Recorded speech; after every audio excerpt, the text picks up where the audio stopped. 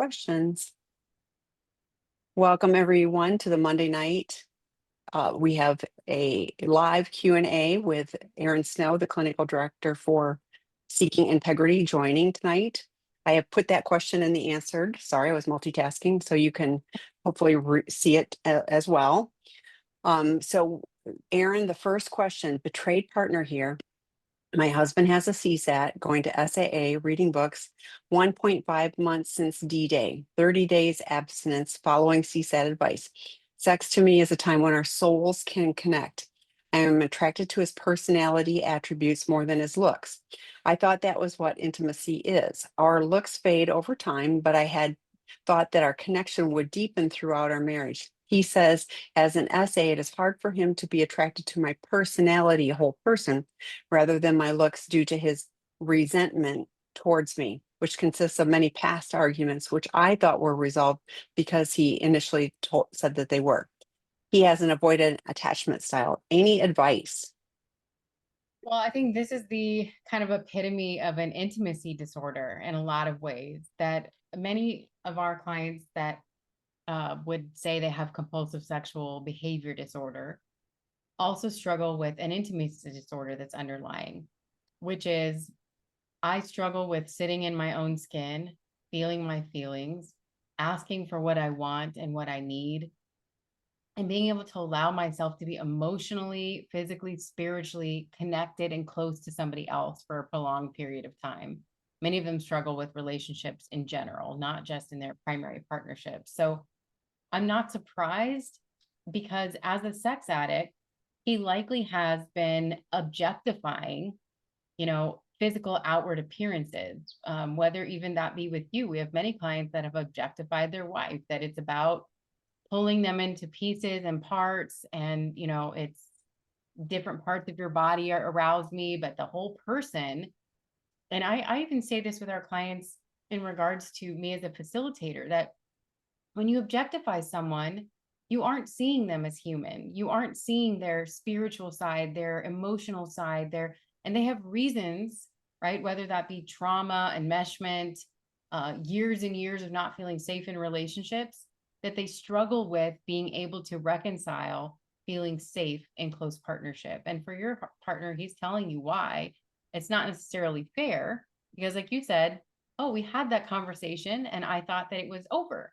And here he is saying, I'm still holding on to this resentment. And I'll tell you, resentment is a problem in recovery because resentment leads to entitlement, which leads to justification for acting out. And so resentment is easy to be there when you don't share your feelings about it. Hey, that hurt my feelings, or hey, that discussion was really hard for me, or hey, when you said that one thing to me, man, it really cut deep. And so being able to actually resolve it requires them to show up in an emotional sense, to actually share what's going on with them, ask for what they need, and then have positive progress moving forward. So the fact that he's only 1.5 months since D-Day and he's really new into recovery, I'm not surprised that this is kind of the presentation you're getting, mainly because he hasn't yet figured out intimacy. He hasn't yet figured out what those tools are to have honest, authentic, real communication. He likely doesn't even fully know who he is underneath it all in there. So I know that that is hurtful, especially when you're saying, I feel connected to him. I feel connected to him as a whole person, and I want to be seen in that same way. I want to have that deeper connection with my husband, and as long as he continues on that path, that's definitely possible. I just think that in early recovery, especially, they don't even know who they are. They're coming into this like integrated person because their compartments have blown up. They got discovered. They're starting to say, "Oh my God, I have this addiction issue," but what's the layers beneath that? Take time um, to kind of not just heal, but also create healthier new patterns, which would mean, okay, objectification is not my way of connecting to the opposite sex. It's actually listening. It's actually sitting with them. It's actually spending quality time, staying in the present moment, seeing them as human, having empathy for their experience, holding space for their emotions. All of those are skills that they will learn in this process and in this journey. but it's likely very early on. So have hope that those things can be developed. Continue to share your feelings and your needs and get a lot of self-care and support for yourself, because it's hard to not feel seen as fully human by the partner that you love. Is deeply alone feeling at times. And I hope that you have a lot of good support for yourself while he's on the process to learning how to be a better, deeper, more connected partner. Yeah, I was just thinking how hurtful that has to be to hear things like that. So I do hope you're getting support for you. Betrayer, these last couple of weeks have been extremely hard for my wife and I. I have been, I am having trouble giving up my other problematic coping strategies, YouTube, video games, and I'm going between the feelings of slight resentment and despair. I agree it's not the healthiest coping strategy, but I ruminate very badly and it turns into shame spiral that makes everything worse. I want this to work and I have not been able to get past this. I have promised to cut back or stop and obviously have not been able to stick to my word. Any tips are appreciated. Yeah. So I want to first give you some empathy that you're in the beginning. And in the beginning, what is happening is these negative or maladaptive coping strategies, which typically have been with you for a very long time, all of a sudden it's like these have to go. And what a lot of people experience is withdraw. Like, I don't know what to do with my hands. I don't know what to do with, I don't know how to be. And so you're in that period of time where it's like these things need to go.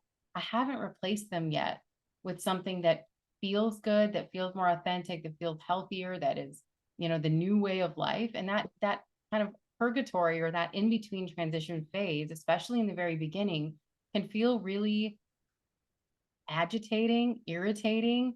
I would say restless, irritable, and discontent, which kind of describes a little bit about what you were saying you were feeling.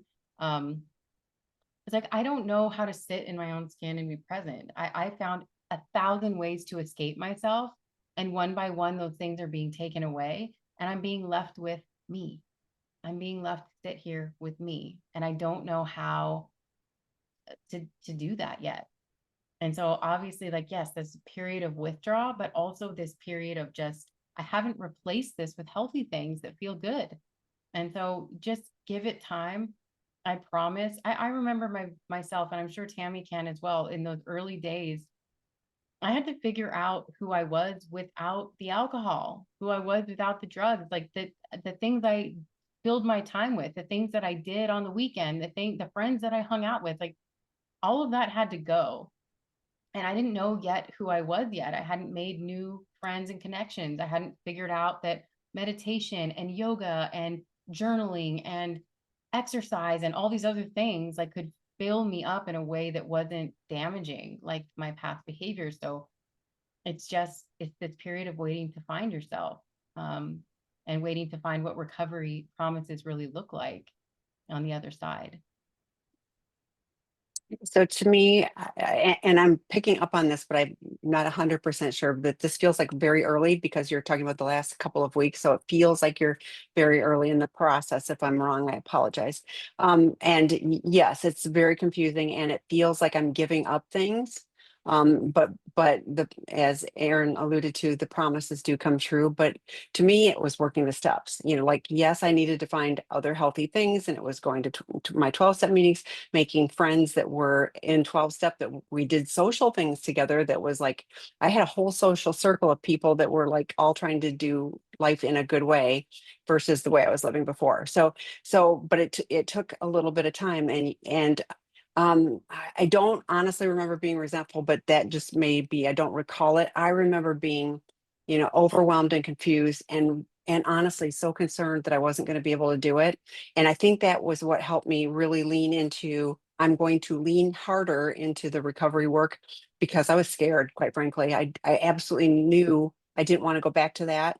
I knew I didn't know what I was doing, but these people kept telling me, if you do these things, life will get better. And I believed them and they were right. So I went to multiple 12-step meetings a day because like that was a safe place for me and I really needed help. Totally. And and I the family members that were living with me were probably really happy that I was doing that because I was safe for an hour and all that. So I hope that you and your wife would see that that is a good thing. If you haven't already done so, our Sex Addiction 101 online work group or the Porn Addiction 101, if all of the acting out has been online, then that is a good thing. I will pull the links and put them in the chat. But like that, our drop-in groups, you're on a webinar and great, but this is, you're interacting because you typed in a question. A drop-in group, the people that come to the drop-in groups, they make connections. They're connecting with each other after the group, just like 12-step, going to 12-step, get a sponsor, work the steps. That's really where things start to shift.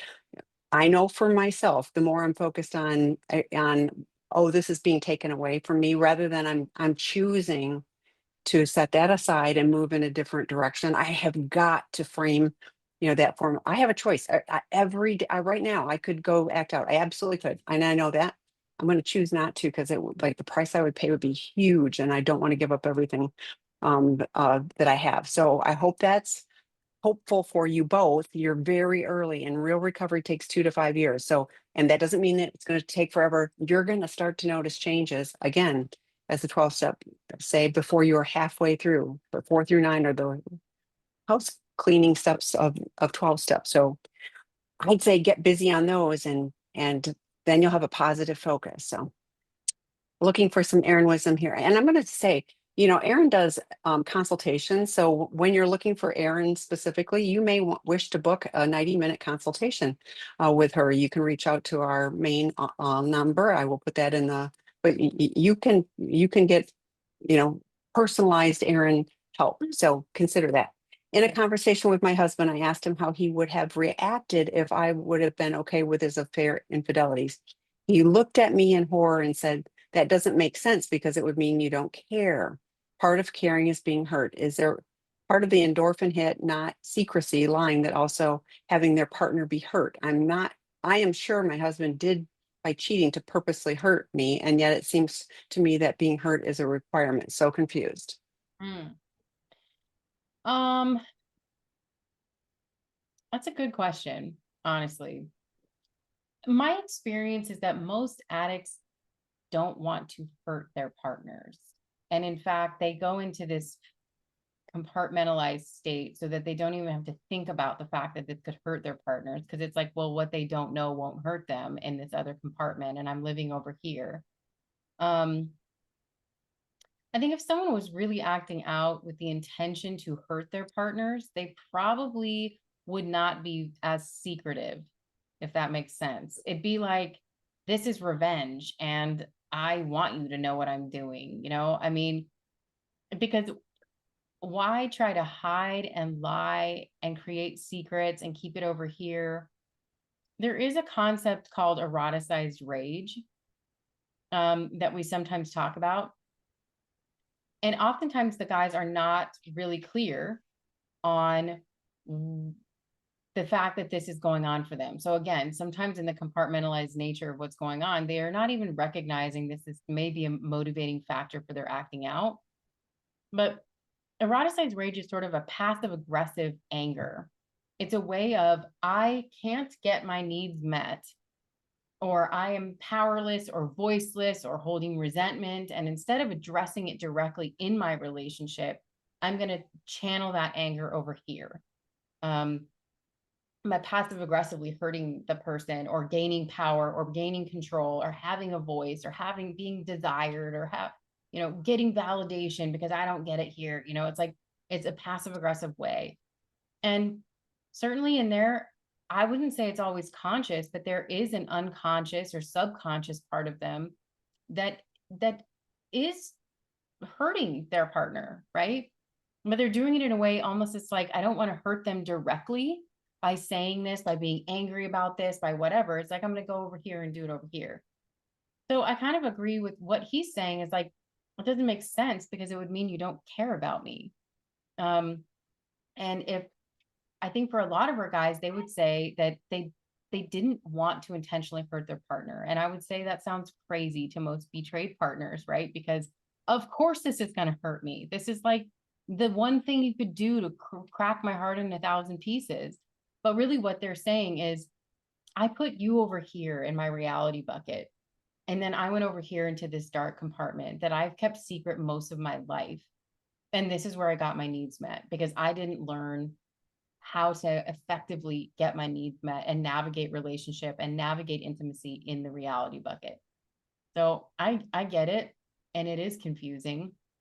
Um, Being hurt sort of is a collateral damage. It's a byproduct of this acting out is that there's betrayal. Of course, there's hurt, and he's right. If you found out and didn't care at all, I'd be wondering about whether or not the relationship had any foundation in the beginning, right? I mean, I think it's a natural response when you love someone and they've betrayed you to be massively hurt by betrayal.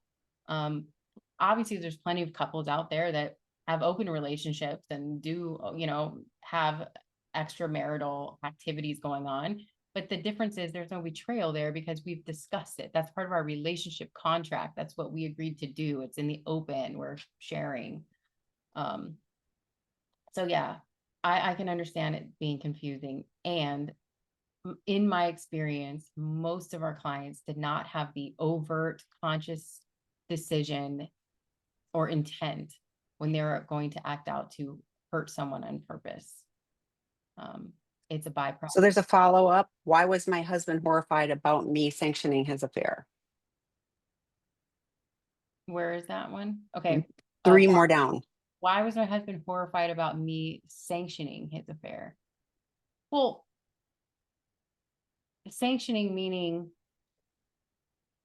Because the question was, if I'd said it was okay, and he looked at her, horrified. So, but she follows up with, why was my husband horrified about me? If I said it, I would have been okay. Well, because look, many of these guys do really love their partners. I know that that sounds crazy. They do really love their partners and they have intimacy disorders and they're addicts. Like they act out and they do it in the dark and they do it in the secret. He's still likely, whether he's avoidantly attached, anxiously attached, whatever it is, still loves you and cares about you a lot.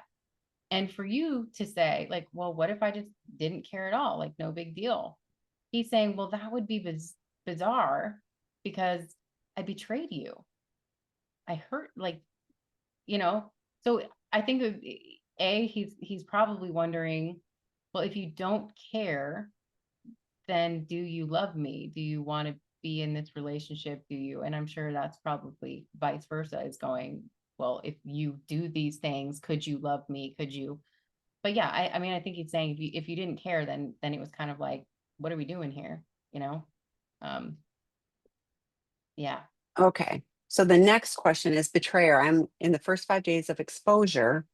I'm assuming got discovered. My wife has tremendous 12-step experience as an Al-Anon, and I'm somewhat familiar. I'm terrified of losing my family, her and our daughter, and I simply need some hope. I'm absolutely terrified. For context, this is relegated to online infidelity and porn addiction. I did put, for your information, the link to our residential treatment program. If you really want help, that would be the fastest way to get a solid foundation of help. But otherwise, leaning into, I put the link also for sex addiction 101 or porn addiction 101s if it's all been online. But 90 meetings in 90 days, the more you do. But Erin, thoughts? Yeah. So first of all, I'm glad you're showing up today. I'm glad you're starting to explore options to find hope. I think that oftentimes in the rooms, we've called it the gift of desperation, that when you get desperate enough because you're afraid or you have a consequence or you've hit rock bottom, you become really willing to do the work. And I hope that that's the place that you're in because I hear, yeah, terrified of losing your family, your daughter. There is hope. I have seen some of the worst consequences, I mean, across the board for sex addiction, loss of job, loss of marriage, loss of, custody, all kinds of things come back from those places and have like such a redemption story. And I wouldn't even call it reconciliation. I would call it like a new relationship that's like started here and builds. And I've seen some incredible, beautiful healing journeys, but it requires both partners to be in the work. For you, first thing I would say is get a CSAT therapist. If you feel like you can't stop, residential treatment is definitely a great option. It's a transformational experience, because you're just held, in 24/7 intensive work to get to the bottom of this, to give you the coping skills, the tools, etc. But certainly having a qualified therapist or professional to help you on your journey, get in some 12-step meetings. I'm so glad that your wife has Al-Anon experience, because it'll give her that ability to say, I can't cure you, I can't fix you, I have to focus on myself. And she probably has decent boundaries as a result, which is a good thing, and knows how to focus on her own self-care. But I know that that can be scary for you, when she's saying, I'm going to be taking care of myself, I'm going to be taking care of our daughter, and maybe she needs space right now. And it is scary because you stand to lose everything, but let that be a motivator for you to do the next right thing. I promise you there's hope. I see it every single day. Tammy sees it every single day. I mean, we've helped Yeah, hundreds of people who are on the other side of this. Um, and there is hope. So keep showing up to things like this, to meetings. Um, it will be the fuel that gets you through day to day as you begin the structure of what real recovery can look like. yes, get qualified help. If you don't have a CSAT therapist, you can email TAMI@Seeking Integrity. Tell me where you're located. I do need to know that, and I'll do my best to help you find someone. And I love that your wife has, solid 12-step experience that will benefit both of you. I'm sure it feels like not so much right now, but it really will. But for her to be able to hold the space, take care of your daughter, take care of herself, you know, no one in real recovery is just doing it because they're scared. That may be how you start, but until we internalize this and make it our own, it doesn't last. So she is, I know, hoping for you to go, yeah, I've hit bottom, I'm not going to keep doing this, I'm ready for real help. So you can do it. I know, I know thousands of people in real recovery and lives transformed, living very differently, absolutely how we should never have been able to live because we're addicts, and we learn. So there's lots of hope. Yeah. What to do as a betrayed partner when your addict husband is voyeuristic offender behaviors and isn't getting the help treatment he has been recommended by two CSATs, recommended residential offender specific treatment, but a year in and he's box checking in mediocre recovery, CSAT 2 times a month, not working the steps, not sober. I know I'm supposed to leave his recovery up to him and focus on mine, but what if he poses a threat to others, and therapists aren't obligated to report really, nor do they know the full story? That's a Mhm. complicated one. Well, I mean, right off the bat, I go to protect yourself. Yeah. You're right. His recovery is up to him, and also his lack of willingness at this point. You can't control it. You can't force it. It sounds like multiple people have told him what he needs, and he's saying, "No, I don't need that." So I would be protecting myself. I would be saying his behaviors could lead to criminal activity that could land him arrested. I would be going to an attorney. I would be getting a post-nup, if not a legal separation agreement. I would be protecting my assets. I would be protecting my children. I would be creating a future, for myself, that if this gentleman does not get help, that I'm fully protected. Because if he, is if he's offending, he could very well be arrested if he hasn't already. And let me tell you, I don't want you to be in the position as you're here trying to hold on to yourself, take care of yourself, move through this phase, that you don't want to go down with that ship. And clearly, if he needs and has been recommended by more than one qualified professional to go to offender specific treatment, and he's not, and he's kind of doing the bare minimum right now, then the chances of that happening are probably imminent. So that would be my advice to you: seek legal advice, um, and get some more concrete, structured support for your future to protect yourself. And in the meantime, man, join everything you can join to get support for yourself, and hold on to yourself, because it's really hard when you see someone that you love just refusing to save themselves from what's Yeah. Yeah. And I would like I would encourage you to put in your head when this happens, not if, when this happens, because yeah, but you're playing Russian roulette or he is playing Russian roulette every single time. So the challenge is it's going to, I mean, we know lots of people who, now things are really bad because there's legal things, there's all kinds of negative consequences, where if somebody had come, 6 months before, that hadn't happened yet. So in the recovery world, we say yet, because like I haven't lost everything yet. I haven't been arrested yet, And so I'm with Erin, like, please protect yourself, including your assets, have a plan for when this happens, just and it sounds harsh, but no addict changes until the pain of change is less than the pain of staying the same. And right now, he's apparently comfortable, living on the edge like that, high risk, and probably a whole bunch of denial and minimization, even with, two CSAT saying the same thing. So I'm really sorry. But please take care of you in this. Okay, next one.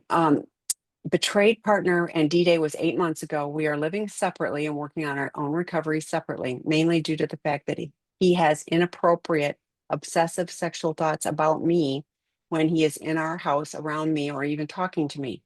These thoughts scare him since they seem to be compulsive and make him want to act out, touch himself mainly. Any suggestions for us? His CSAT just tells him to keep working on himself and doesn't give him any real advice. Well, that's really tough because you're, living apart already. So, trying to create some space for the two of you to do individual recovery work. I don't know. I mean, even I mean, it depends, I guess, on what kinds of thoughts he's having in terms of fantasy, but I would be having him go and see a psychiatrist for a medication evaluation or even a neuropsych assessment. There could be OCD in there, right? That really can hang on to these ruminating thoughts that I just don't have control over. They feel obsessive compulsive and then they create an outcome. It might be worth looking at, but I also think that sometimes in recovery, the pendulum swings, right? From being, I'm fully out of control and I have no control of myself, to like, okay, I get caught or I'm in recovery now. And it swings to the other side that I'm like so afraid of my sexual being and my sexual self that I'm afraid of even having thoughts, when it might be actually very normal to feel sexually towards a partner that you're intimately involved with. That so I can understand, and I've had a lot of clients say that they're like terrified to have sex after they're in recovery, even with their partner, because they're like, what if it wakes up the beast, and then I'm back at it. And that's not necessarily the case. I think that thoughts are thoughts, right? They're not actions. And there's a lot of different tools you can use around your thoughts, whether that be CBT, thought stopping, whether we're talking about just DBT is another one of just like allowing your thoughts to kind of like float by like clouds. Like my thoughts are here, but I am not my thoughts. I can observe them and I can be over here. So I would be recommending maybe a psych assessment, maybe some DBT therapy, but ultimately, for him to have a little grace for himself too, unless they're like really dangerous thoughts. I mean, thoughts are thoughts. Fantasies, especially in early stages of recovery, fantasy can happen. And it doesn't necessarily mean that he's relapsed or he's slipped. I can understand if you stay in sustained fantasy that sure, if I'm indulging it and I'm sticking with it, then yeah, then I'm priming the pump to go and act out. But yeah, there's a lot of tools to use for those thoughts. And so I don't want you guys to have to live separated forever because he has thoughts that sexualize you. I think that there's ways that you guys can work through that together. And yes, his CSAT's right. He has to keep working on himself, but there might be something a little greater at play, whether it be a barrier to him getting past this or a fear that's not really rational, or it's maybe some underlying mental health thing that could be part of like serious rumination of thoughts that he can't control. I'm not sure. I'd have to know much, much more on this one to really give good guidance, but those are my Yeah. thoughts. Well, and it says makes him want to act out, but making him want to do it is like it still isn't I'm doing this. And you said CSAT, great. What else is he doing? So, because addiction's 24/7. So if he's seeing a CSAT once a week for 50 minutes, what else is he doing? How many 12-step meetings? You're living apart. He's got time, how many 12-step meetings is he going? Is he coming to our drop-in groups? Has he been participating in the online work groups? Uh, how often is he talking to his sponsor? What is he doing action wise and connection wise, accountability, having an accountability, peer group that he's part of, but there's so many different things. And I'm with Erin, like you guys just staying separate and I hear there's legitimate there's fear, but it's also like, okay, then what can we do to interrupt these patterns? And there's so many things. That's what recovery is about, is we learn to interrupt the patterns, because guess what, we're all addicts, and our thoughts will go to, we want to do whatever it was that we used to do, particularly if we're stressed or bored or whatever excuse we have.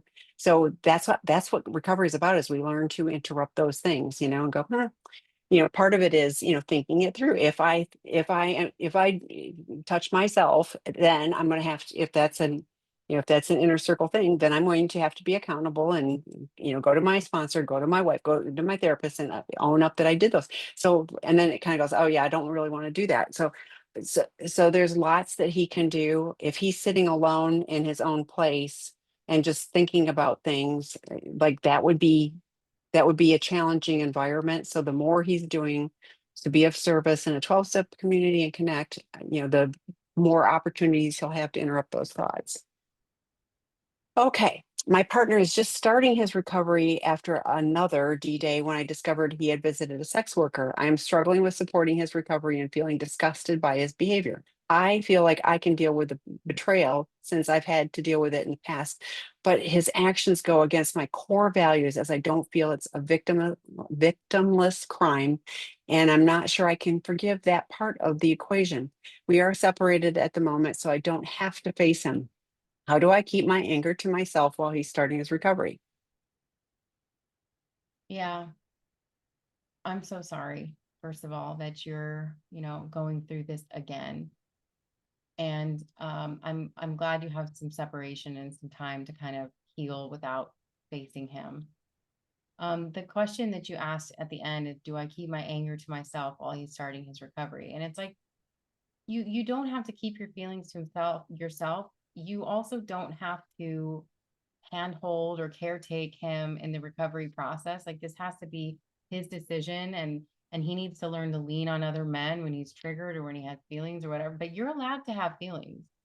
You're absolutely allowed to have feelings. Obviously, what I always say is being assertive with your feelings, but not being abusive with your feelings, right? So being able to say it, I'm devastated. I'm stuck between a rock and a hard place because I love you. And on one hand, I feel like I'm betraying myself by forgiving you and moving forward, because this goes against my core values. This is really hard for me, and I'm stuck in this. Share those feelings.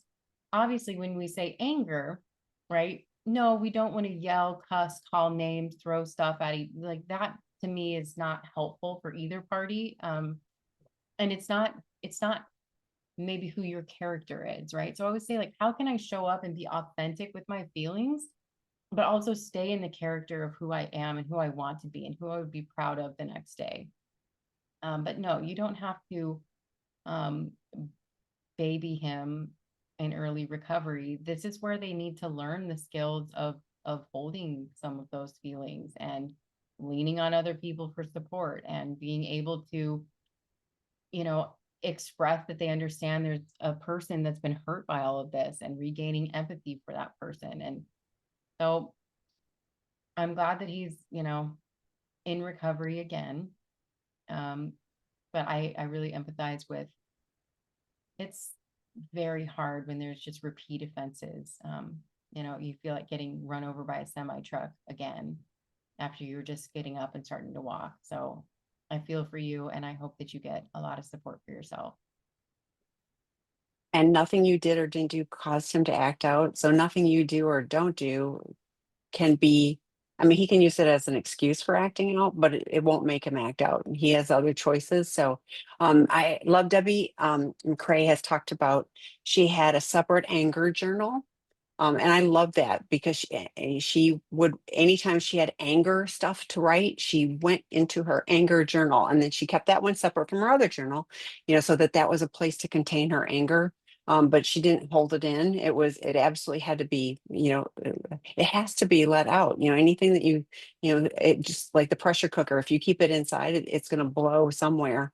Mhm. But it's devastating. Like I really believe that stuff is toxic. I see lots of partners who struggle with medical issues, autoimmune disease, like all kinds of stuff. And I think it's because, the stress and the anger and all of those toxic things they're hanging on to. So, making sure that you have support. I'm glad you're here, but I hope, the online work groups for betrayed partners, the drop-in groups for betrayed partners, anything that you can do that WeTonglen, WeTonglen.com is a website, for betrayed partners, women only. But that is a resource of other people you can connect with. There's lots of places you can connect to get support for you so that you have a place to go. I'm angry, yeah, understandably. Absolutely. Okay, next question.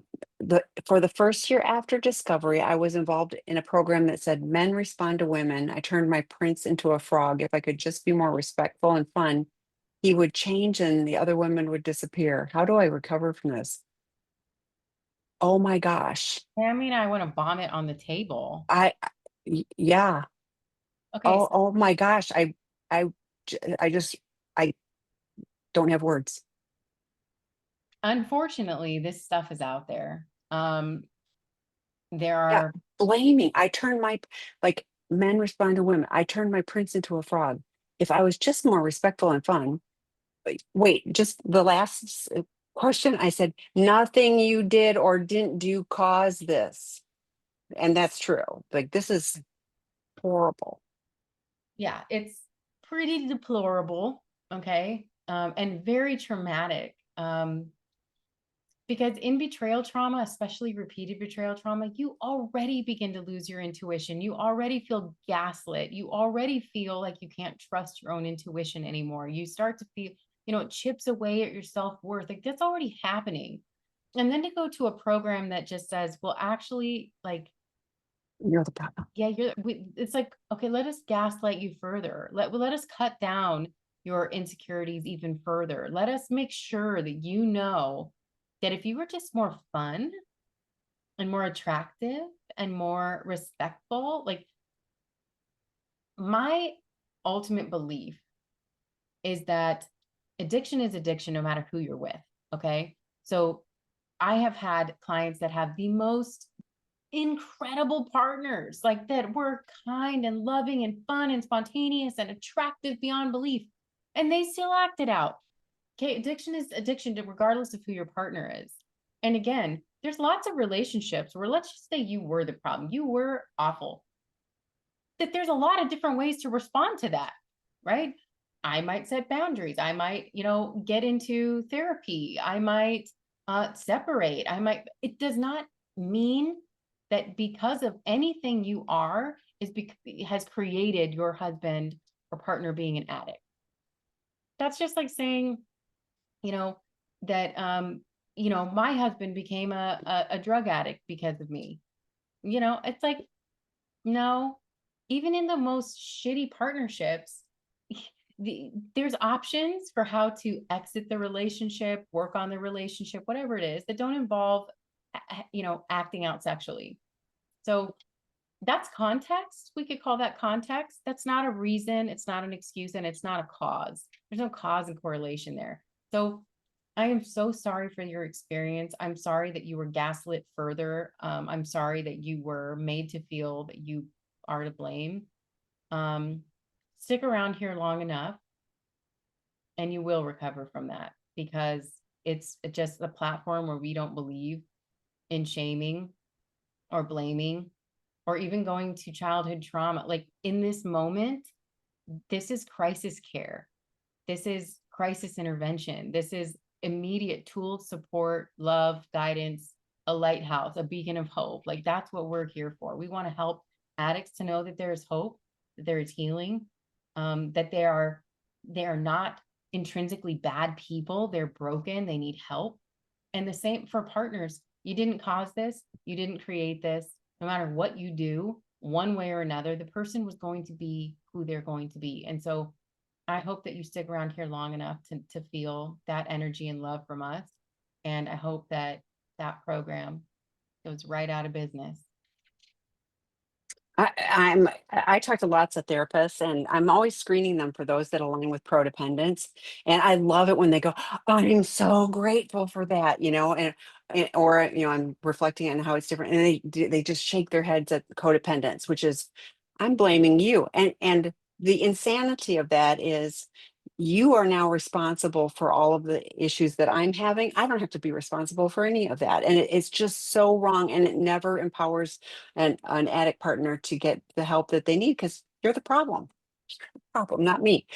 So yes, do stick around. We have supportive resources, and like I did a support session with a partner a little while back, but she was like sharing that information, and I said, write it down one more time, and then don't look at that. Do not reread those messages, because that just helps you reinforce that negative message. So, I love post-it notes, and when I was first in recovery, like I had like, you know, like, you are a worthy yeah, but like, no, like, the on my mirror, I had to go look at them, and I had to read them every day, and like, that's how it felt. You are worthy of love, you are lovable, I mean, whatever I had to say, and then I started to believe them. So all of this negative message, find all of the, I love little quotes, like I have quotes, I have things. Find things that are positive affirmations for you, that contradict these negative, toxic, wrong messages that you've been fed. So, and I hope that you've got really healthy boundaries. And yeah, I'm with Erin. I hope that program's already out of business. What are the recovery rates for sex addiction? I keep hearing 5%, but that doesn't sound hopeful. So No, like extremely conclusive studies. Okay. So, like, exactly. has done a lot of studies. There have been studies, but here's the thing: sex addiction is difficult to quantify statistically, because we're not talking about abstinence, and even in abstinence-based programs for alcoholism and others, you run the risk of somebody lying, not telling the truth. What does actual recovery look like? It's like, did the fact that a drop of alcohol not go in my mouth, does that mean that I'm successfully in recovery? No. So the sex addiction is even more difficult, because everybody's recovery plan looks different, right? People act out for different reasons. They have different acting out avenues. And the goal is not to remove sex from their life. The goal is healthy sexuality. So how do you quantify or statistically, validate a study, unless it was everybody has the exact same? And then you're not even looking at all the overt challenges that make people different: mental health challenges, occupational challenges, legal challenges, what's their attachment style. So it's really difficult to say. I always say that we measure our success rates by the health of our alumni. We have an incredibly healthy alumni program. Lots of people coming back years later, talking about the progress and the change in their life. We have free meetings every week that they can come back to, and we keep in touch with a lot of our clients from years past. And oftentimes they come back to mentor newer alumni clients, and it's really beautiful to see. But yeah, I would not go off. You may find a study that gives you a number, but your partner's not a number either way. So it doesn't matter. I would say, if somebody told you that, oh, well, you only have a 80% chance of, or only have a 15% chance of beating cancer, would you just say, well, I might as well just give up now, because that's not going to actually, I'm not going to beat the odds. No, you're going to fight. It doesn't matter. And again, every story is different. Every person is different. Every human has a different chance. It comes down to what that person's willing to do. You want to judge whether somebody's going to get better. I always say, when they walk out the door, do they actually do what's on their aftercare plan? That is the single most important, identifying factor in whether they're going to be successful or not, is, am I going to do the work? If you're not, then you can expect to probably struggle. So it's a good question. We get that question a lot, and it's really hard to quantify. And again, your partner's not a number. They're a person. And that kind of statistic is pretty prevalent across all addictions. And to add to the list that Erin said, or do they have co-occurring addiction? Most people have more than one thing. I was talking to someone else earlier today, and it was like there's a litany of things that they're doing. So, it's like, okay, stop this. So technically you're abstinent in sex addiction, but you're still doing all of these other things. That's not really recovery. And recovery takes 2 to 5 years of doing the work. And you will see if you're doing the work. And like we said earlier, steps 4 through 9 in the 12-step program's free. You've got no excuse. You can't say, I can't afford to go, because you can. That really helps things to shift. So it really is like somebody said that to me, to our little group when I was in treatment many years ago. They looked around and it was like, they literally said the odds are that only one of you will, be in recovery or sober, whatever they said. I just remember being terrified. And I was like, no offense to any of these other people, but I hope it's me. I have no idea about the rest of them, but I know I was absolutely willing to do whatever they told me to do to get on the other side of this. And I have, by thankfully with the program and support, I've not chosen to act back out again. So I love statistics, but I'm with Erin. This is, what is your individual, or what are you willing to do things differently? We can learn. We'll always be addicts. It's just, will we be addicts in recovery or addicts in active addiction? There's really no in between. In your experience, do addicts in early recovery ever disclose offending behavior, or is that the kind of behavior typically only discovered? That's another great question. Good question. No, they do disclose offending behavior. I think that the areas in which clients are more reticent to talk about offending behaviors if it's reportable. And we're all therapists, there are mandated reporters. And so if dealing with, especially in the state of California, underage possession or distribution of underage pornography, things like that, they're more reticent to share those things because they know they could be reported. Which is not something I personally like. I hate that. I would love to be able to, this person's here trying to get help. I want them to be able to openly talk about everything that's going on with them so that we can get them adequate help. But no, yeah, we have clients disclose everything in treatment, things that you would not want to hear. I mean, we've heard it all.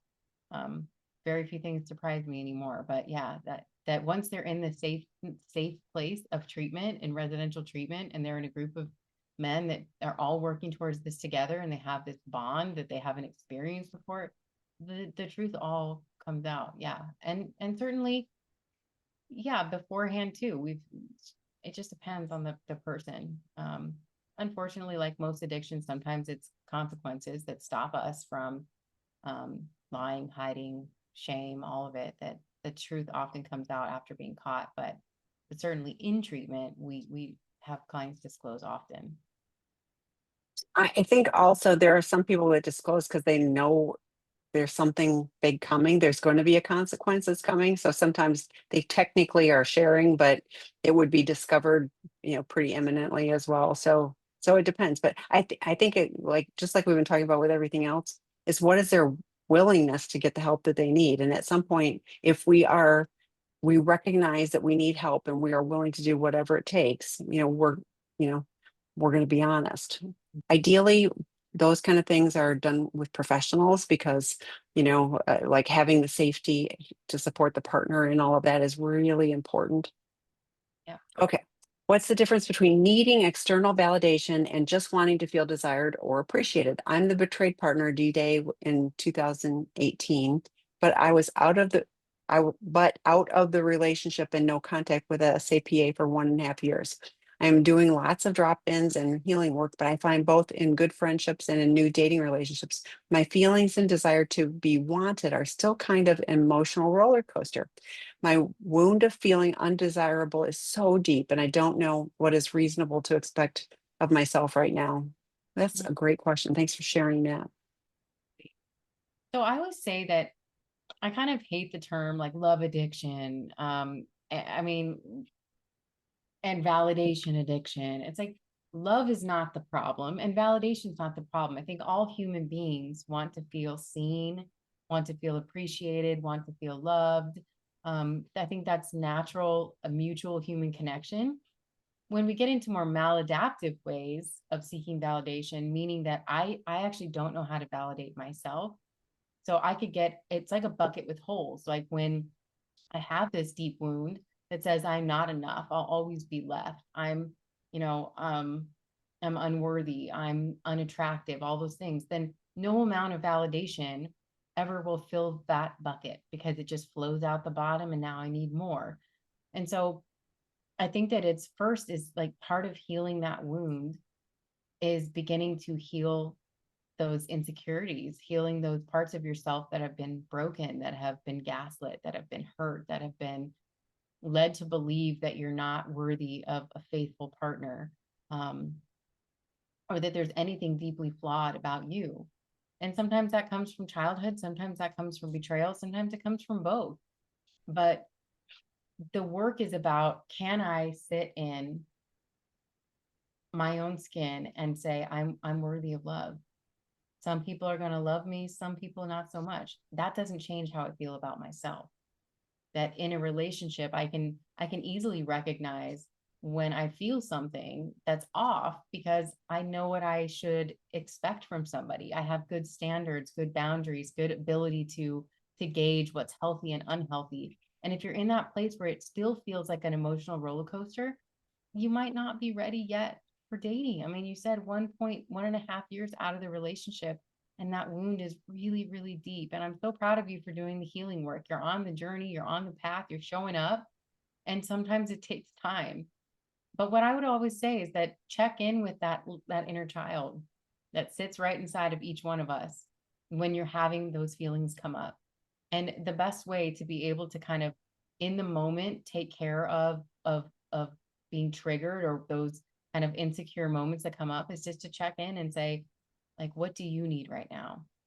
You're scared, you're feeling, you don't feel very pretty right now, you're questioning whether or not you're good enough, and you can say you're good enough, you're loved, cared for, you know, you're perfect the way you are in this moment, you're showing up the best that you can.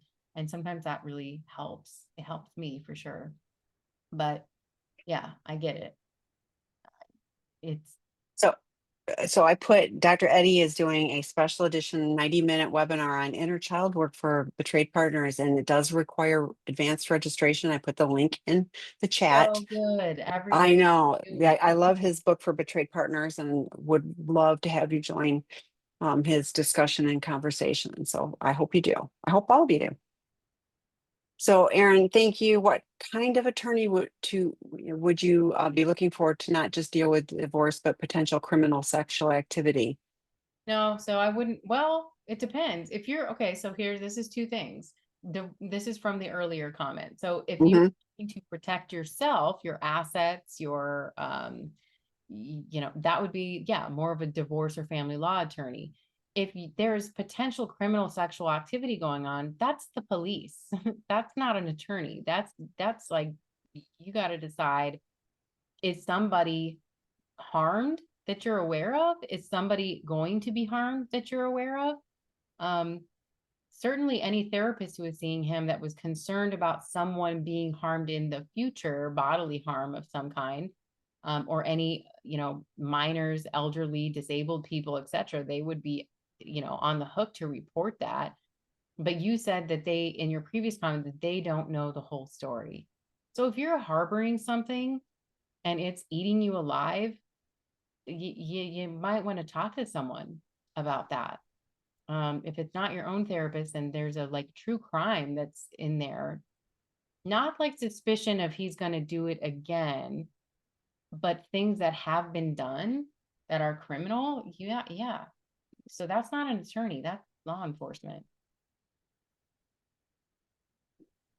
And protecting your assets would be like, and we did a webinar and it was really good on that whole topic. So check that series out. As should I say or should I go? But it was like there was legal, things, and they're not specifically regarding, if there was sex offender behavior.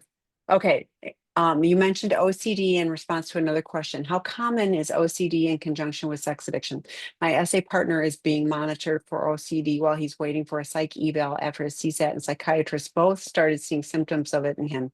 Do you think OCD could explain the extreme intrusive thoughts and ruminations that he gets to? OCD is one of the more common comorbid mental health conditions that often can be paired with sex addiction. Yes. OCD, ADHD, autism spectrum is also on that list. I would say bipolar is another one. So yeah, I'm glad that he's getting, professional help to identify this, because what I'll tell you is it allows for that threshold to rise. So if it's like I'm struggling with OCD and my brain chemistry is all out of whack and I'm like down here and he's not gotten treatment for it, it's going to be that much harder for him to, what we would say is like get a semblance of recovery and control. So I just think that it absolutely, if he has OCD and he's having extreme intrusive thoughts and ruminations, absolutely, that absolutely can be correlated for sure. And we do see OCD quite a bit. Special edition webinar on Wednesday, supporting autistic individuals' neuroculture and sexual recovery. So this would be part of the neuroculture spectrum. Candace Christensen is the expert in these things co-occurring. So she is going to be on Wednesday at 9:30 a.m. Pacific time. I just put the link in the chat. So join us if you can. Yes, because OCD, ADHD, ASD are all under the neurodifference spectrum. And she is an expert and so good at understanding how these things come together with compulsive sex. So the next one, I moved out and I have no idea what my husband does. I know he isn't in recovery or doing any work, although I know divorce is the next best step. I'm so scared that it is likely my new reality. He is living like me leaving seems to not have affected him. After 16 years of marriage, he shows no signs of caring. How is this possible? That's really painful. And you are worthy of better than this. You are worthy of somebody who misses you when you leave for one day, not someone who shows zero signs of care after you've moved out and have to head for divorce. You deserve somebody that cherishes you, adores you, is faithful to you. And if it's not someone that's actively working hard to get to that place, then yeah, it's going to hurt. There's going to be a grieving, there's going to be loss, there's going to be sadness. But on the other side of that could be a new version of you and a new version of a relationship that would actually rise to the level of where you are. And I'm going to be careful with my words because I hope the intent is there. But you said I'm scared that this is my new reality, and I'm scared for you to accept this reality and sacrifice yourself. And so there's zero judgment, but to me, oh my gosh, like I hear you I put should I stay or should I go? We did a series on that, but what I'm reading is I'm scared of losing someone who is not caring for me, is not supportive of me, is not really in a relationship with me, is just over there, and I wonder if you can vision like the new best chapter of your life, once the dust settles, but like you go, wow, like I am empowered to be in a different place and valuing myself and making sure I am taking the only person that's going to take care of you is you. Clearly he's not doing that. So being empowered to take care of you. So I'm really advocating for you to choose. Yeah, it's scary, and fear keeps a lot of people stuck. And are you okay? I do this a lot. Are you okay? If a year from now you're writing the same thing, and again, zero judgment, and if you are, okay. If you are not, what would you need to do to prioritize you? In that series, I loved Deborah Doak did the third webinar, and she talked about, if you, oh, I have it up on my thing. Stay well, go with a plan. Oh, or I can't remember. It's somewhere on my, but I've got it up here somewhere. I should have it handy. But she had, it was like three things. If you go, make sure you go with a plan. Wait, if you wait with intention, and then, I mean, you get to pick, but make sure you're picking for you. So Deborah Doak, it was the third in the series on that last webinar series. Check it out. Oh, and we're out of time. I knew it would happen. We always run out of time. So thank you everyone for great questions. Join the webinar again next week. And thank you, Erin. We will see you all later. Bye, everyone.